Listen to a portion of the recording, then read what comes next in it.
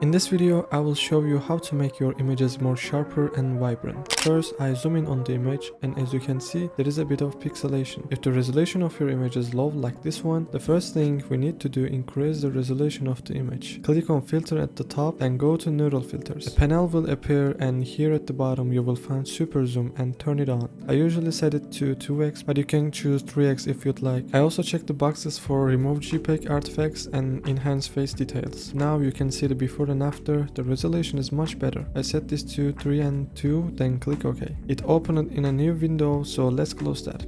To show the before and after, I duplicate it. You don't need to do this. I convert this layer into a smart object, then go to the image, adjustment, and choose shadow highlight. Here I slightly increase the shadows. You can adjust these, but don't go too high. I also slightly increase the highlights. Let's raise the midtones a bit as well. The shadow part is important here. If your image is too bright or the player's jersey is white, you can increase it. Mine isn't too bright, so I will leave it as is. Look at the before and after, and we get a much cleaner image. I click OK. Next, go to filter, camera raw filter. Let's zoom in a bit. I start by opening the effects section, then increase the texture. I bring it halfway up, not all the way to the end. I also increase the clarity a little. Then I go to the color mixer section. Here I will adjust the skin tone and jersey color. If the skin tone is too red, you can shift it towards yellow from here. I increase the saturation to make it look livelier. Also brighten the color a bit like this. I add a bit more orange to the jersey color. This is entirely my preference, and you can adjust to your liking here. I increase its saturation slightly as well. Check the before and after. It looks much more vibrant now. Let's click OK. We are progressing well, as you can see, but we are not done yet. Now I open the levels below to darken the shadow areas a bit more.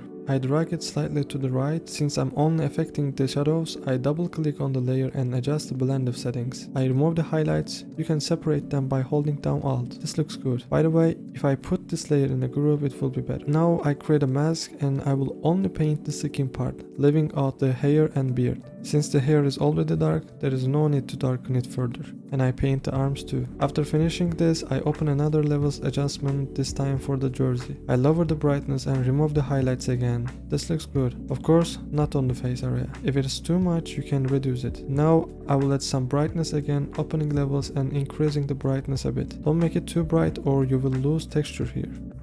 These parts look good to me. Again, using the blend of settings, I exclude the dark areas this time. I do the same for the face, increasing its brightness slightly and removing the dark areas. If the nose area is too intense, you can soften it with a soft brush like this. Lastly, to make Neymar stand out more, I will add a light color behind him. This color looks nice. I tap once behind him with a brush set to low hardness. Maybe make it a bit smaller and tap once more. I will adjust the color slightly, reduce the opacity a little, and this looks good. Yes, it's done. Let's look at before and after. It's much more eye-catching and textured.